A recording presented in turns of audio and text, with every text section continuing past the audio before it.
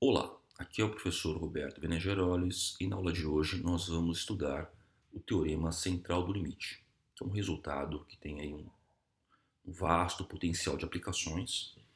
Vamos estudar também desigualdades em probabilidades, que nos permitem estimar probabilidades sem conhecer as distribuições de probabilidade das variáveis aleatórias envolvidas.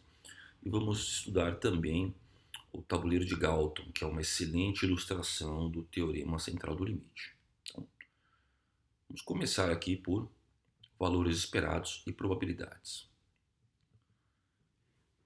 Nós temos a chamada desigualdade de Markov, né? Se x é uma variável aleatória que apresenta somente valores não negativos, então, para qualquer número real A não negativo, temos essa identidade aí, né, que a probabilidade de x, da variável aleatória x, assumir valores maiores ou iguais a A, ela vai ser menor ou igual ao valor esperado da variável aleatória, dividido por esse número A. Isso é um resultado importante que merece aqui uma demonstração. Então, eu vou definir a função indicadora, né? Ela vale 1 quando a variável aleatória é maior ou igual a A. Do contrário, ela vale 0. Então, definida a função indicadora aí, eu posso dizer que a variável indicadora ela é menor ou igual à variável aleatória x sobre A.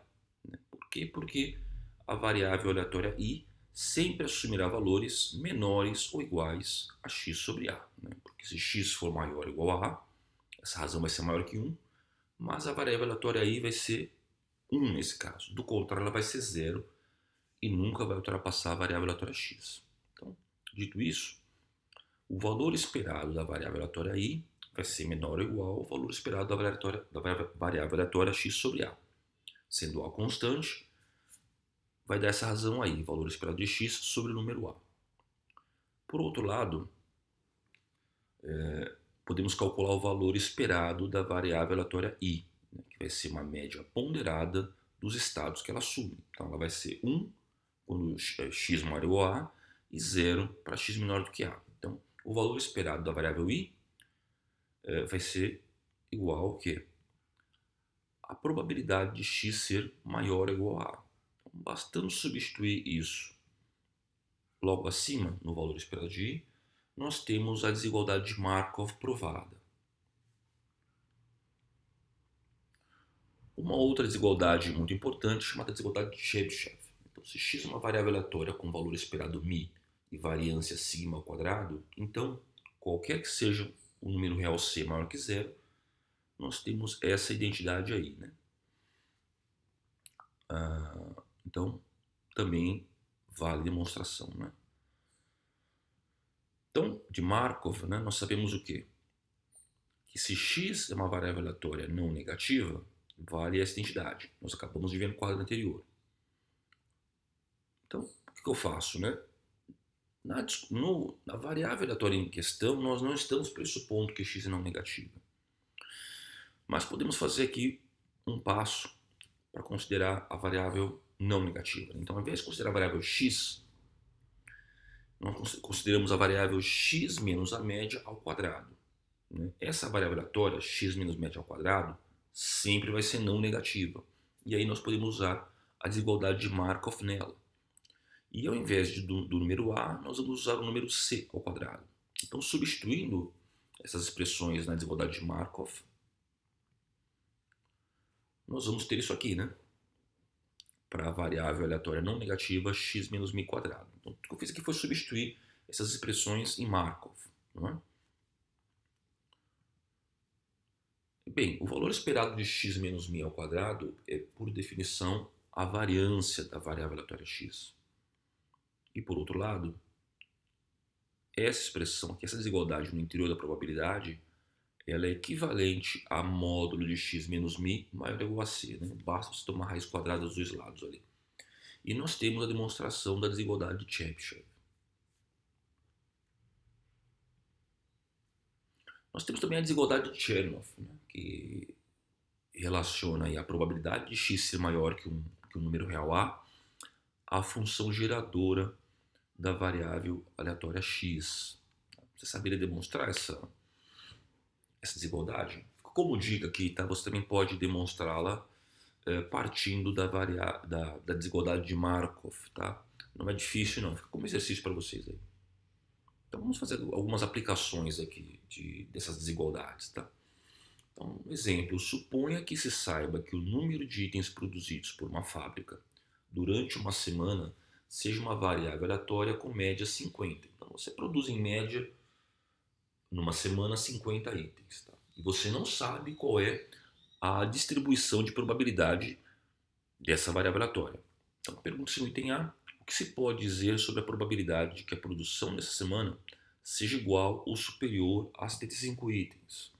Então, basta usar a desigualdade de Markov, né? A probabilidade de produzir 75 itens ou mais vai ser igual ao quê? O valor esperado dessa variável por 75, né?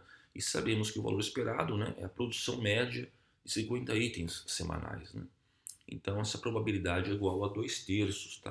Então, veja que interessante, nós somos capazes de estimar a probabilidade de produzir mais que um certo número de itens conhecendo somente o valor médio dessa variável, sem conhecer a distribuição de probabilidade dessa variável.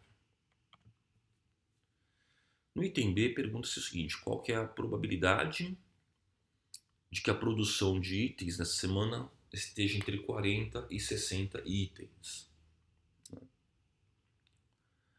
Então vamos lá, aqui a probabilidade de produzir entre 40 e 60 itens, né, é equivalente, né, que eu posso pegar essa minha equação aí no argumento, subtrair 50 unidades de todos os seus termos, eu não vou alterar essa desigualdade. Então, desconto 50 em cada um dos três termos, e o que eu vou ter ali é o equivalente a dizer que a probabilidade do módulo de x menos 50 é menor que 10.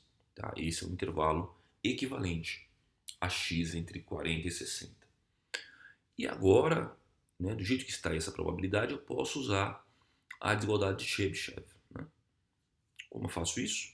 Né? A probabilidade de x menos 50 ser maior ou igual a 10, ela vai ser o que? A variância ao quadrado sobre 10 ao quadrado. Né? E o problema nos dá a variância como sendo igual a 25. Né? Ou seja, essa probabilidade vai ser igual a 1/4. Tá? Mas a pedida, a probabilidade procurada é de x menos 50 em módulo menor que 10. Então, vai ser o complementar desse 1/4. Né? Então, a nossa resposta vai ser 3/4.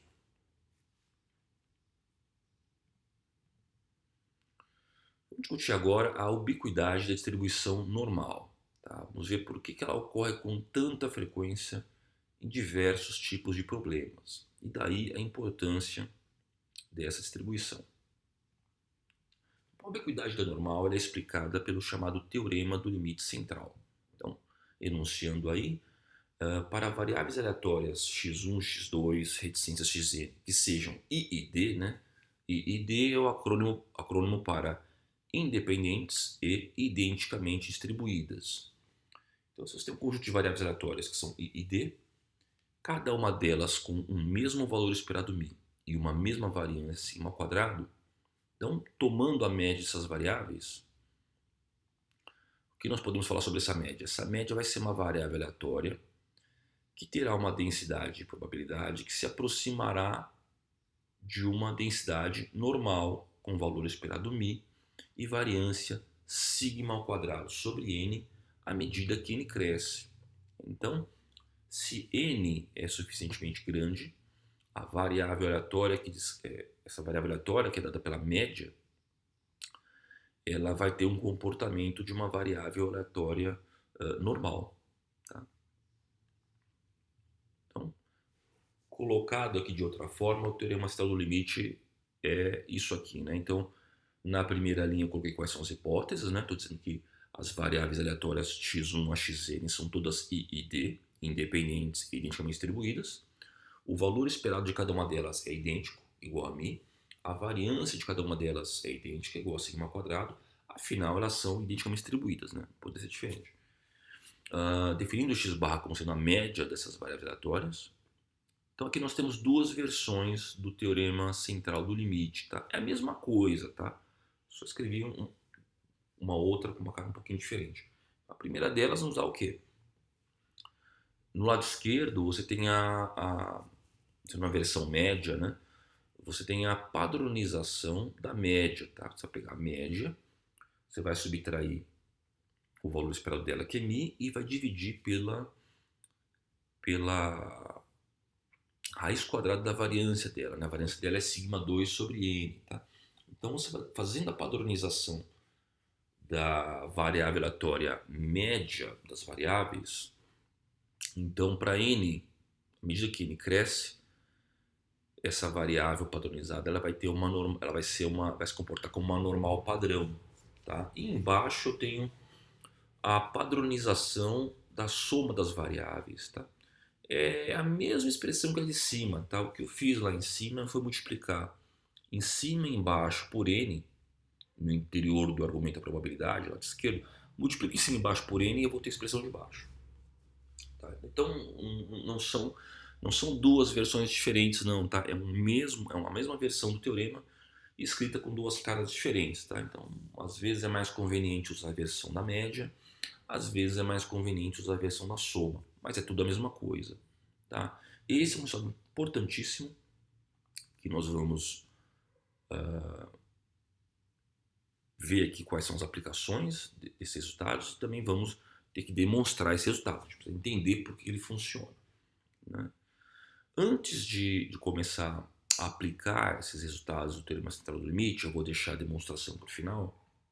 É importante aqui considerar a chamada correção de continuidade, tá?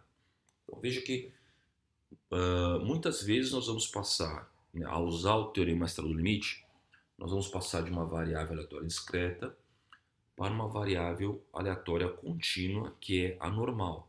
Então, ao fazer essa passagem de uma discreta para uma contínua, que no caso é normal, nós temos que fazer uma chamada correção de continuidade. Por que a correção de continuidade? Porque lembre-se que a variável aleatória discreta ela possui probabilidades para valores isolados de variáveis, né? Por exemplo, a primeira linha, né?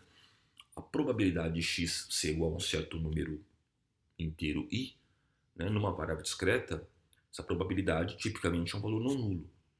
Mas por uma variável contínua, esse valor é zero, né? Lembrando que variável aleatória contínua, a probabilidade de ela assumir valores específicos, isolados, é sempre igual a zero, né? Então, ao passar da variável discreta para contínua, a gente perde essa informação de probabilidade se não tomarmos alguns cuidados, tá? Então vejam aí nessas duas colunas, tá? Se você olhar essas duas colunas somente sob o ponto de vista da variável aleatória discreta, elas vão descrever o mesmo intervalo de probabilidades, né? Então, observe as duas colunas e pense somente em x como variável discreta, tá? Vai ser toda a mesma coisa, né? Então, a probabilidade de x é igual a i, um número inteiro i, não muda se você tomar o intervalo i menos meio e i mais meio, né? X maior ou igual a i não muda se você tomar x maior que i menos meio, tá? Tudo isso para a variável aleatória discreta é indiferente, né? Porque a variável discreta vai assumir valores aí inteiros. Contudo, para a variável aleatória normal, não é a mesma coisa, tá? Então, nós fazemos uso dessas expressões que são idênticas para a discreta, mas tomamos a correção para normal, para não perder a probabilidade de que a variável assuma valores isolados, né? Então, por exemplo, ali a segunda linha, a probabilidade de x maior ou igual a i, né, se passarmos para a variável contínua, a probabilidade de ser igual a i vai ser perdida. Então, para não perder isso na variável contínua, nós tomamos a probabilidade de x ser maior que i menos meio, damos um passinho de meia unidade para a esquerda, tá? Então, basicamente, para não perder as probabilidades de valores isolados ou discreta, nós tomamos passos de meia unidades à esquerda ou à direita, na variável normal contínua, para não perder a informação de probabilidade dessas variáveis, tá? Então, isso vai ficar claro nos exemplos que eu vou usar a seguir, tá? Então, uma primeira aplicação aqui do teorema central do limite, tá? Imagina que eu tenho uma turma de estudantes de PE, E eu vou decidir, eu estou indeciso se eu abro uma turma ou duas turmas, né? Então, eu vou decidir que eu vou abrir duas turmas de IPE se o número de estudantes matriculados for igual ou superior a 120. Do contrário, eu abro uma turma só. E eu sei que o número, eu sei que a variável aleatória número de estudantes matriculados, eu sei que ela é uma Poisson com média 100. Então eu sei que em média se matriculam 100 estudantes por curso, e esse número de matrículas se comporta como uma variável aleatória de Poisson. Então, a pergunta é, qual a probabilidade que eu tenho que abrir duas turmas, né? Ou seja, do número de matriculados ser igual ou superior a 120? Então, vamos lá, né?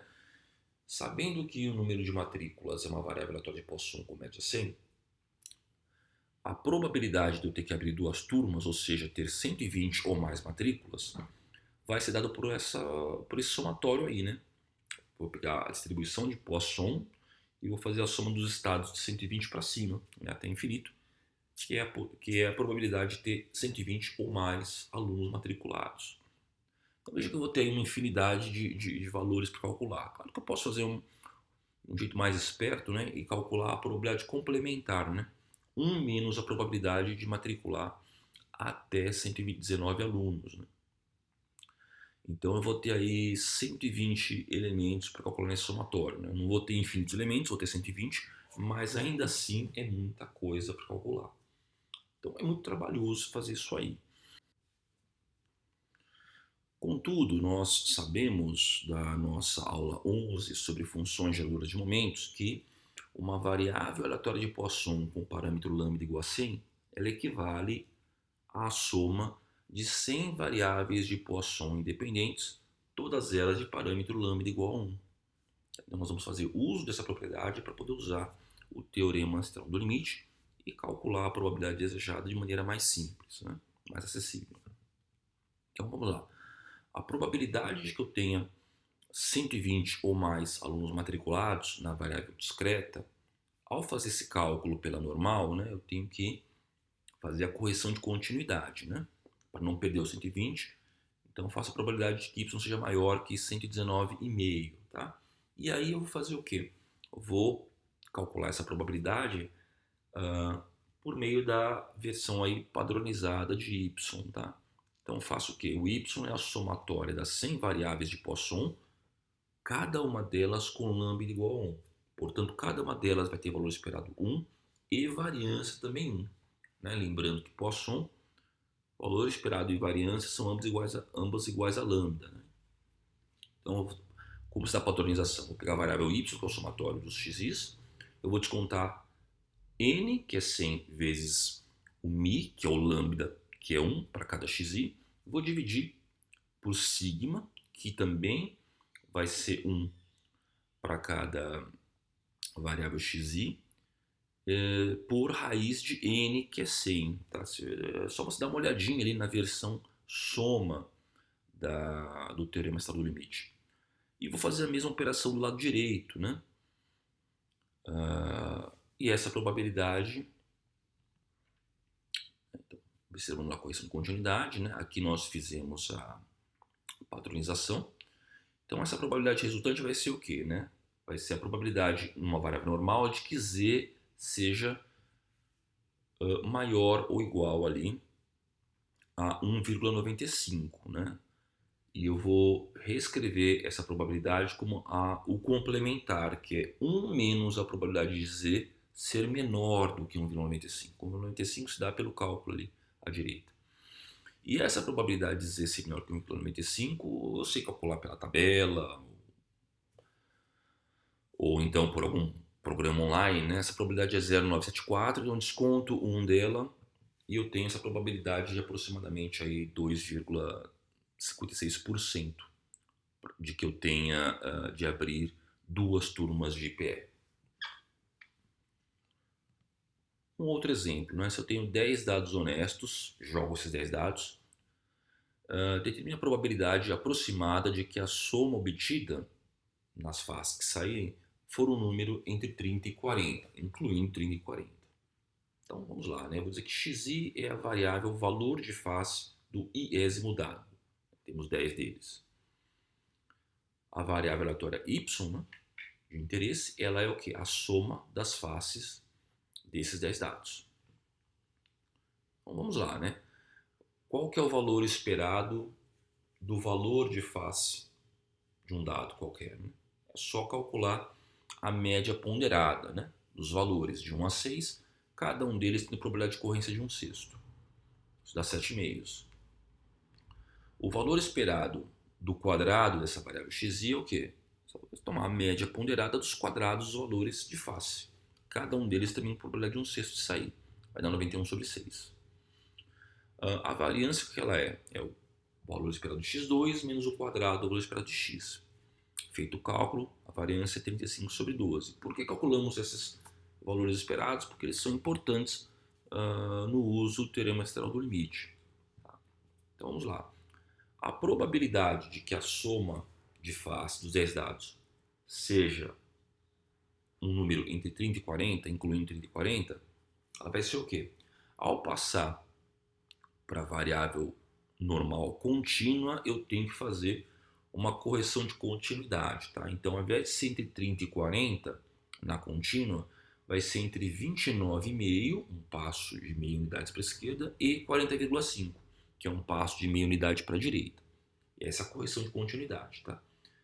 E vamos fazer aí a padronização dessa variável y. Então, vou fazer as mesmas operações em cada um desses três termos. O que eu faço? Eu vou subtrair de quê? De n vezes a média de xi, n é 10, a média é 7 meios, e eu vou dividir o quê? Por sigma, o sigma é a raiz quadrada da variância, vezes a raiz de n, né? Raiz de 10. Eu vou fazer essa mesma operação nos três termos. Tá? O que a gente vai ter no meio é o quê? A variável padronizada z, né? Então, à esquerda e à direita os cálculos são esses, no meio nós temos a variável padronizada z. Então, isso aqui vai ser o quê?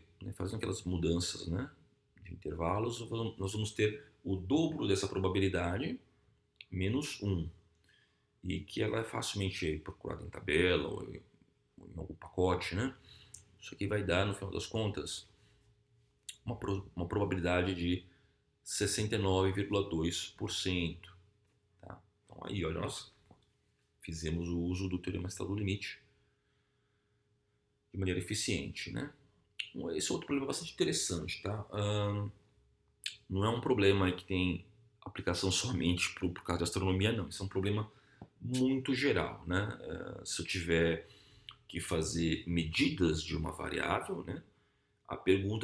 O que se pergunta aqui é quantas medidas eu preciso fazer para obter essa variável, essa medição, com um certo grau de precisão. Então, esse problema que eu estou discutindo aqui, ele é absolutamente geral, ele vale para qualquer situação em que você quer calcular uma determinada, você quer medir por um experimento, uma medida qualquer, e você quer projetar o quê? Quantas medidas você precisa fazer para ter uma precisão desejada de obtenção dessa medida. Né? Então, no caso aqui, em exemplo, o astrônomo ele quer medir a distância de uma estrela, tá? Ele sabe que, enfim, por diversas situações aí, cada medida que ele vai fazer, ela vai ter algum erro, evidentemente. Então, o que se sabe aqui, né, das informações de telescópio e demais questões que não cabe mencionar aqui, ele sabe que a variância, né, para cada medida vai ser de 4 anos-luz, tá? A distância, a gente mede anos-luz aí. Então, sabendo que a variância, né, que dá uma medida de dispersão dos erros, é de 4 anos-luz, ele quer saber quantas medidas ele precisa fazer da distância dessa estrela, se o erro,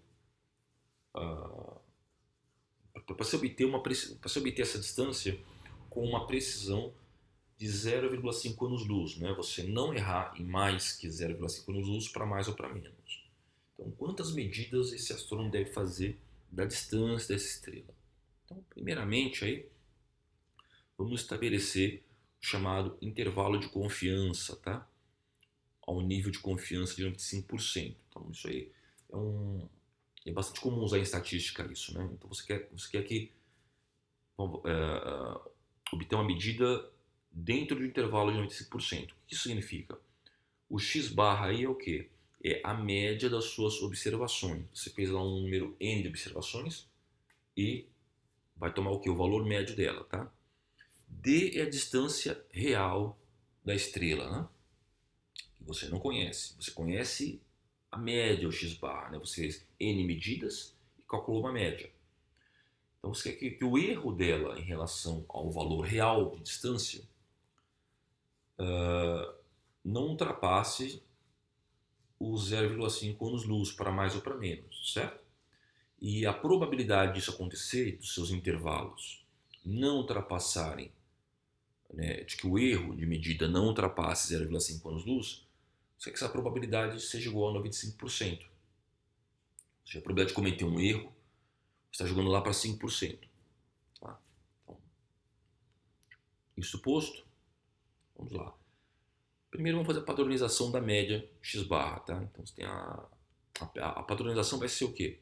Eu vou pegar a média das minhas medidas, né, das medidas do astrônomo, eu vou descontar do valor d, né, que é a distância da estrela real, e vou dividir por raiz quadrada de sigma sobre n, né? Isso aí é a padronização da média, tá? Eu estou usando aqui, eu vou usar o teorema do limite versão média. Essa é a padronização da média. Então, aí tirada as raízes quadradas, né, fica sigma sobre raiz de n, né? Então, vamos lá. A probabilidade que nós procuramos é de que a média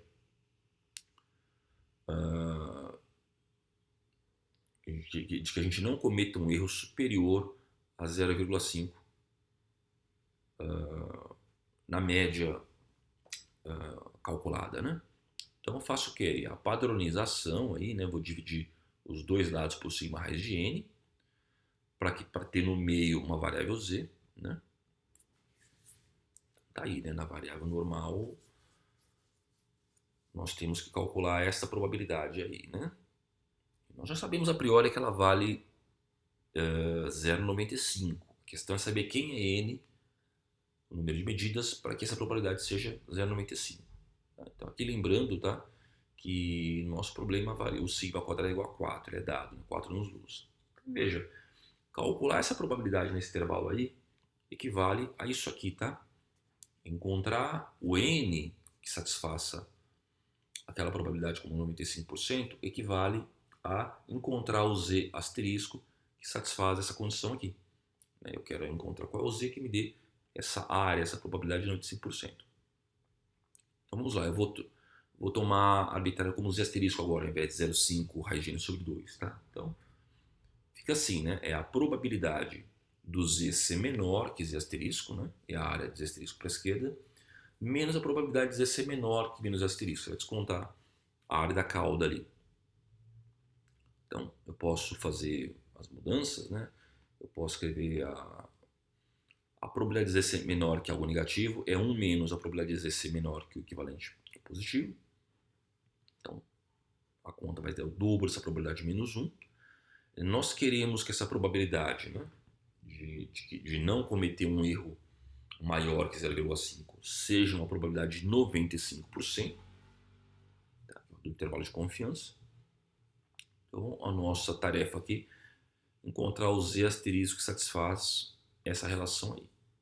Então, isolando aí, né, o z asterisco tem que ser tal que essa probabilidade tem que ser igual a 0,975. Então, quem é esse z asterisco?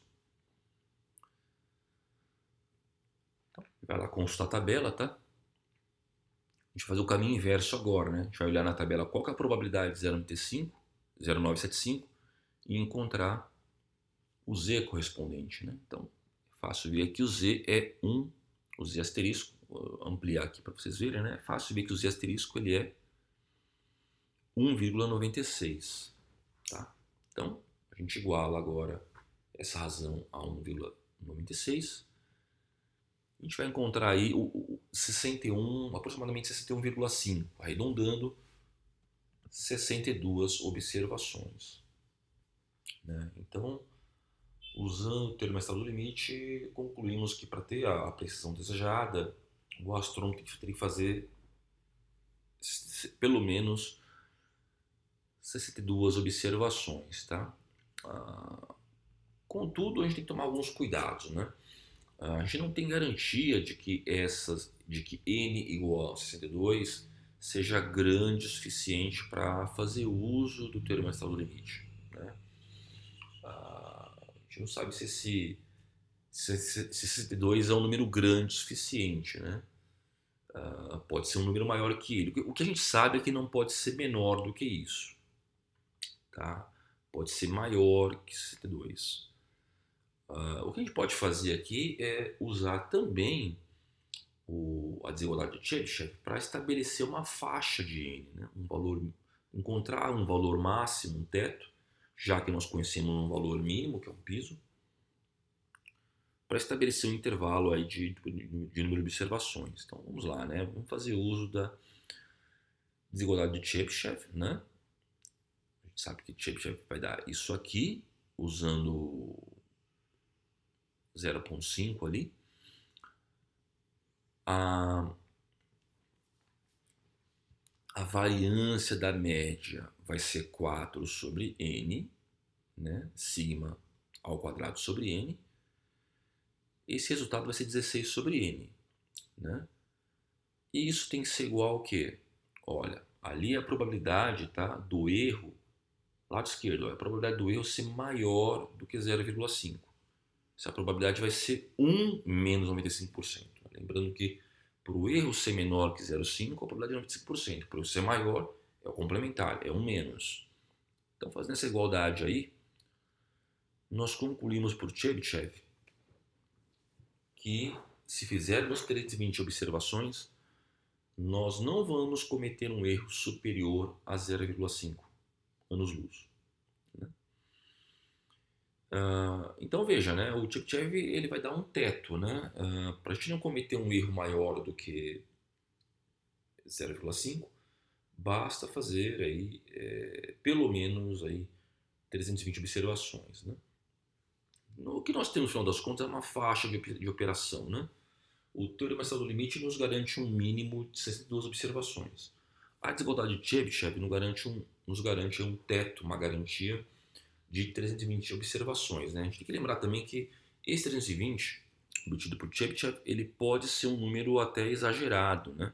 Ele é uma garantia de que você não cometa um erro superior a 0,5, dentro do intervalo de confiança, claro. Então, talvez fazendo 320 observações você cometa um erro muito menor do que o esperado, e operacionalmente isso pode não ser conveniente. Então, por isso que é importante ter aí um valor mínimo e um valor máximo, né? Porque aí, conforme a conveniência, tá? Você pode escolher um valor aí entre esses dois, tá? Às vezes não é possível fazer tantas medições. Por outro lado, a gente não pode fazer tão poucas. Então essa faixa de operação aí nos dá aí um bom intervalo de operação para fazer uma boa medida dentro das precisões desejadas. Uma outra aplicação do termo estado limite é a aproximação de uma binomial por uma normal. Né? Por vezes o cálculo, você tem um processo que é regido por uma binomial e às vezes o cálculo é tão complicado lá, e nós podemos usar o termo estado limite para fazer um cálculo mais prático usando distribuição normal. Então, a gente sabe lá também da aula 11, lá no final da aula 11 nós vimos o quê? Que a soma de n variáveis I e D distribuídas de acordo com uma Bernoulli de parâmetro P equivale a uma binomial de parâmetros NP. Nós demonstramos lá no finalzinho da aula 11, tá? Então, repetindo, né? A soma de n variáveis aleatórias independentes e identicamente distribuídas com uma Bernoulli de parâmetro P equivale a uma binomial de parâmetros NP. Tá? A gente também sabe o quê? Que o valor esperado de uma variável Bernoulli é P e que a variância de uma variável Bernoulli é P, 1 menos P. Tá? Então, sabendo que a variável binomial ela é dada por uma soma de n variáveis Bernoulli idênticas e independentes, então a gente pode fazer a aplicação do termo extra do limite aqui, né? Eu estou pegando o termo extra do limite, versão soma, tá? Estou pegando uma versão soma, você pode ir lá rever, né? Estou trocando aí, né? Eu vou ter aí n vezes a média, que é p, a média, né? Então n vezes p. E eu vou ter raiz quadrada de n vezes sigma, né? O sigma é a raiz da variância. Então tá aí, é uma aplicação imediata do teorema de do limite, versão soma. Tá? Então, ao invés de fazer cálculos via binomial, nós podemos fazer o cálculo por uma normal, tá? Aqui, né? Um exemplo, tá? Um estudo de uma prefeitura indica que 10% das crianças daquela cidade têm déficit de atenção na escola. Se tomarmos uma amostra de 200 crianças, qual a probabilidade de que ao menos 25 delas tenham esse problema? Vamos lá. A probabilidade procurada é o quê? De que a variável x, né, número de crianças com déficit, seja o quê? Maior ou igual a 25. Tá? Que é igual a 1 menos a probabilidade de x ser menor que 25.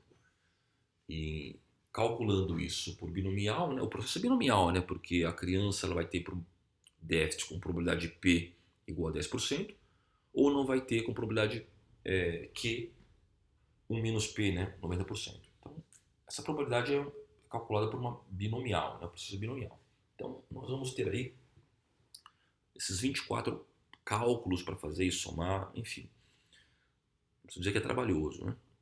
Mas a gente pode fazer uso do termo do limite, né? Então, vamos lá, né?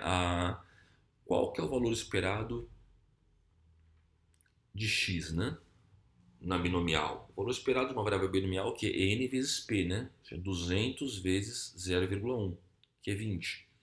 E a variância é n vezes p vezes 1 menos p, que nesse caso vai dar 18.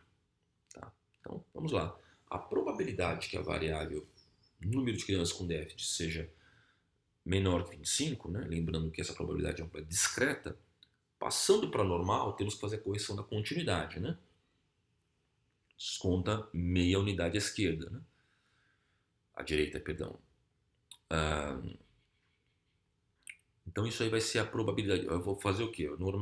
Padronização, né? Vou descontar dos dois lados a média 20 e dividir os dois lados pela raiz da variância, que é a raiz de 18. Tá? Então, o lado esquerdo tem uma variável z, né? A probabilidade de que a z normal, né, padronizada, seja menor que 1,06. E aí é só consultar na tabela, você vai encontrar esse valor aí, 0,8554. Tá? Então veja, a probabilidade de x ser maior ou igual a 25 vai ser 1 menos a probabilidade de x ser menor que 25. Né? Então você vai descontar um desse valor e encontramos uma probabilidade aí de aproximadamente 14,5% de termos o quê? 25 ou mais crianças com problema de déficit, no total de 200 crianças. Então está aí resolvido o problema usando o termo do limite, aproximação para binomial. Eu vou discutir aqui uma outra aplicação interessante do teorema do limite, que é chamado tabuleiro de Galton. Então, o tabuleiro de Galton é essa construção que você vê na figura, tá? Você joga a bolinha ali, uma bolinha ali por aquele funil, e essa bolinha ela vai quicar nesses diversos pinos, tá? Que estão distribuídos regularmente, como vocês veem abaixo, tá? Então, eu tenho aí espécie de um triângulo aí equilátero, né? Eu tenho aí N linhas formadas por pinos, tá? Então a bolinha ela vai caindo, cada vez que ela bate num pino, ela vai cair para a esquerda ou para a direita. Bateu no outro pino, cai para a esquerda ou para a direita. Até atingir o próximo pino e no final das contas ela vai cair em um desses compartimentos aí. Nós temos N mais 1 compartimentos, né? Que vão de 0 até N. Então, a pergunta é se eu jogar várias bolinhas aí, como vai se distribuir, como essas bolinhas se distribuirão nesses compartimentos. Tá? Então, vamos definir as variáveis aí, tá? Eu vou chamar de n mais é o número de saltos para a direita que cada bolinha dá, né? Então, quando eu jogo a bolinha ali em cima, então ela vai dar n saltos, né? Porque eu tenho n fileiras de pinos, tá? Então, ela pode dar saltos para a direita e para a esquerda. Então, n mais é o número de saltos para a direita, n menos é o número de saltos para a esquerda, n é o número total de saltos que a bolinha vai dar, né? Porque nós temos n linhas aí, né? Então, ela vai dar um total de n saltos, que é fixo. Esse processo é um processo binomial, onde a probabilidade da bolinha saltar para a direita é igual à probabilidade dela saltar para a esquerda. Ambas vão ser igual a meio. Tá? Então, qual que é a probabilidade da bolinha cair em algum desses compartimentos? Esse processo é um processo, obviamente, binomial, né? E essa vai ser a probabilidade aí. O que nós queremos? A probabilidade de dar n passos, n mais passos para a direita, num total de n passos. Tá? Então esse processo é um processo binomial, onde P é igual a meio, né? P é igual a Q igual a meio. Substitui P e Q iguais a meio ambos. Então a probabilidade binomial vai ser essa aí. Tá? Que é você dar n mais passos para a direita, um total de n passos. Tá? Essa binomial aí, veja que ela depende de n, claro, né? A dependência em n+, dependência no número de passos, é dada somente pelo coeficiente binomial. A gente sabe que esse coeficiente ele tem máximo em n sobre 2 e vai ter mínimo nas extremidades, que n é igual a zero, n mais é igual a zero, n mais é igual a n. A gente sabe disso pelo triângulo de Pascal. Né? Então o que a gente espera ao olhar para a figura, para o tabuleiro de Galton, é uma maior concentração de bolinhas na região central e uma concentração mínima de bolinhas nas extremidades. Isso aí está de acordo com a nossa intuição. A questão é saber qual é esse comportamento exato de distribuição de bolinhas. Tá? Então, vamos lá, né? Aqui, vamos lá. Qual que é a proporção de bolinhas que vai cair no compartimento zero? Tá? Vai ser a probabilidade Pn calculada em zero, né? Por quê? Porque para você cair no compartimento zero, a bolinha deu 0 passos para a direita. Se ela deu 0 passos para a direita, ela deu n passos para a esquerda. Então ela vai cair lá no compartimento 0. Para ela cair no compartimento 1, essa é a probabilidade de que n mais é igual a 1. Ou seja, para cair no compartimento 1, ela deu um passo somente para a direita. Todos os outros passos, n menos 1 restantes, foram para a esquerda. Por isso ela caiu no compartimento 1. Idem para o 2, né? Para cair no compartimento 2, ela deu o quê? 2 passos para a direita somente. Todos os restantes para a esquerda. E assim sucessivamente, tá? Para o 3. Para cair no 3, 3 passos para a direita. Para cair no compartimento N, ela deu todos os passos para a direita. Tá? Então tá aí, para você calcular a probabilidade da bolinha cair em qualquer um desses compartimentos, basta você colocar o valor correspondente do número de passos para a direita, né? Que é o próprio valor da casa. Né? E como a gente calcula essas probabilidades? A gente vai substituindo os valores de n+, né?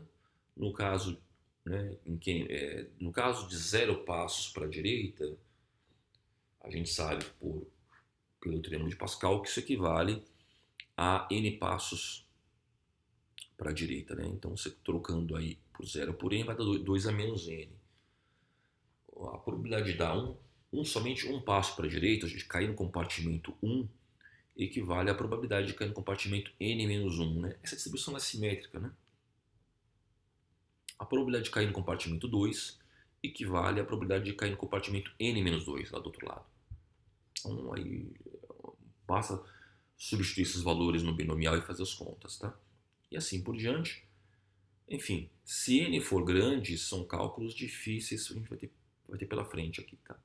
Mas lá no final a gente sabe o quê? Que a probabilidade de cair lá no outro extremo, n, ela vai ser igual à probabilidade de cair em 0, né? Ou seja, a partir da metade em diante os cálculos se repetem, tá? Vamos ver como achar a distribuição, a curva de distribuição para a concentração de bolinhas nesses compartimentos, tá?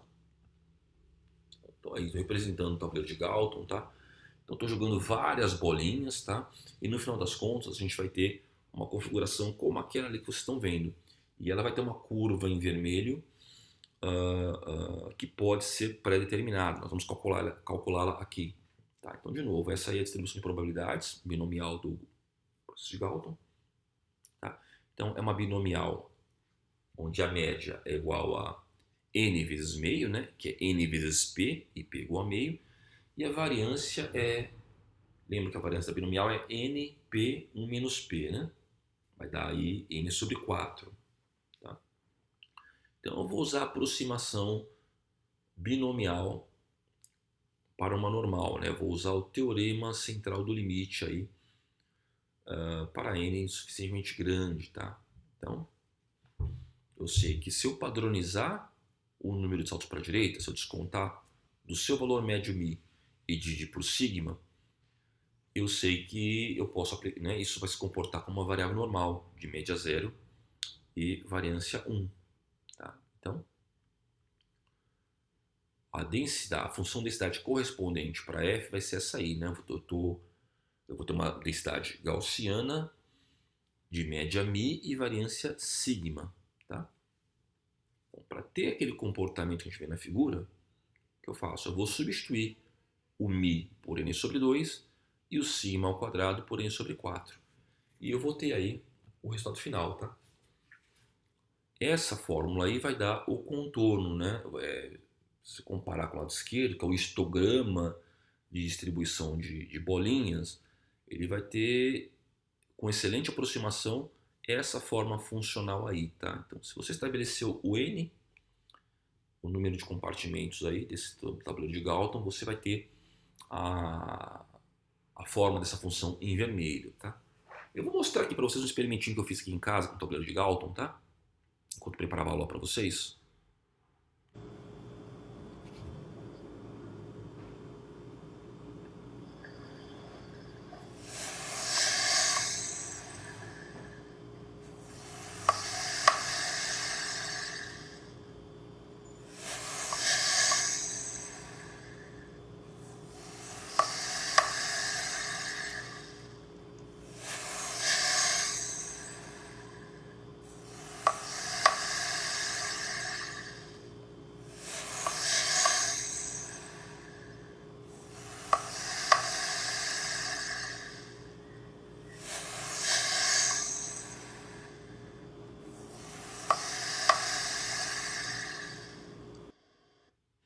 Bem, vocês viram que funciona, né?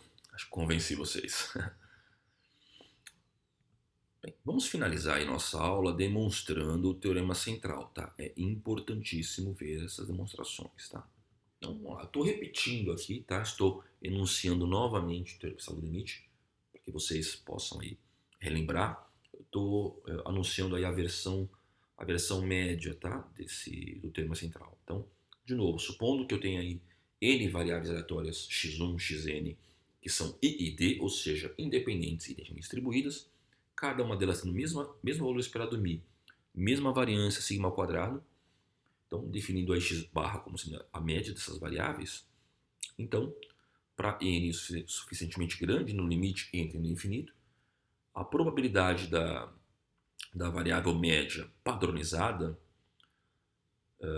vai ser a probabilidade de uma normal padrão, né? Uma padrão é aquela em que a média é 0 e sigma igual a 1. Tá? Então, esse aqui é o teorema central do limite versão média. Nós vamos demonstrar esse resultado, né? Então, vamos começar calculando a função geradora da variável média padronizada. Então, a variável média, ela vai ter o quê? Como o valor esperado μ, e ela vai ter como variância sigma ao quadrado sobre n. Então, a padronização vai a raiz quadrada da variância. Então, estou calculando aí a função geradora da variável média padronizada. Tá? Então, como estou calculando a geradora de uma variável padronizada, se o teorema central do limite estiver correto, eu tenho que obter daí o quê? uma geradora de uma variável normal padronizada, né, que é o e elevado a s quadrado sobre 2. Vamos lá. Eu vou calcular isso aqui, tá? Então, eu vou passar para fora do valor esperado tudo que não depende da variável média, tá? Então, essa exponencial aí é uma exponencial que depende de fatores, de parâmetros que não tem relação com x barra, tá? E o valor esperado é só na variável x barra. Então, sobrou aquele valor esperado para fazer ali, né? E agora eu vou fazer o quê? Eu vou pegar lá o x barra e vou abri-lo, né? Ele vai ser somatório das variáveis sobre n. Então eu abri o x barra, escrevi em termos de somatório das variáveis xi. Eu sei que uma exponencial de somatórios, ela é uma produtória de exponenciais, né? O exponencial de uma soma é o produto das exponenciais. E como essas variáveis são independentes, né, o produtório passa para fora do valor esperado. Tá? Porque cada valor esperado de cada variável é calculado de forma independentemente, por todo o produto. Tá? Então vai ficar assim, né? A produtória desses valores esperados vai ser o quê? Como todas essas variáveis x e são identicamente distribuídas, então isso vai ser o quê? A potência enésima do valor esperado para uma única variável, qualquer uma delas, né? Que são idênticas. Então a gente sabe aí, né, que essa geradora vai ser m elevado a n com esse argumento aí. Tá? Qual que é o nosso plano? O nosso plano é mostrar que quando n vai para o infinito, a nossa geradora mzgs vai para e elevado a s quadrado sobre 2. Porque se isso for verdade, então vale o termo do limite, né? Que quando n vai para o infinito, a densidade é uma densidade normal padronizada. Tá? Esse é o nosso plano. E aqui nós estamos usando aqui como lema, né, o fato de que a convergência em geradoras implica em convergência em distribuição. Tá? Eu não vou demonstrar esse detalhe, tá? Mas ele intuitivamente ele é bastante razoável. Tá? Não vou demonstrar esse detalhe para não... Isso foge aí o escopo do nosso curso. Mas demonstrar a convergência de geradoras já é um passo grande que nós estamos dando aqui. Tá? Então, de novo, olha, a gente precisa mostrar que quando n vai para o infinito, a geradora vai para a geradora de uma normal padronizada. Mostrar isso equivale a mostrar o quê? Que o log da geradora vai para o log da normal padronizada, né? Que vai ser s quadrado sobre 2. Então, o que eu fiz aí, peguei o lado esquerdo, tirei o log dos dois lados. Ou seja, equivalente a mostrar esse lado direito aí. Então vamos lá, vamos calcular o log. Tá? O log da expressão, o log da geradora, né, vai ser isso aqui. Então, lá no quadro anterior, tiro o log do log daquela expressão. Né? Então o log de um produto é a soma dos logs. E o log da geradora vai ser isso aí. Né? Então eu posso colocar n em evidência. E em seguida, tá, todos esses termos dentro do colchetes, eu posso colocar tudo isso dentro do log, de um log comum. Né? E aí eu vou fazer uma mudança de variável. Tá? Eu vou pegar aqui tudo que é S sigma sobre raiz de n e vou chamar de t. Tá? Então fica uma dependência mais simples em t do que em n. Tá? Então, tirando o log do produto, né, de exponencial vezes geradora, fica assim. Tá? Então nós temos o quê? Qual o limite para calcular? Né? Fazer n tendendo a infinito, isso equivale a tomar t tendendo a zero. Tá? Porque o t ele vai cair com 1 sobre raiz de n. Tá? Então vamos lá. Então eu vou tomar aqui o limite t tendendo a zero do log da geradora. Tá?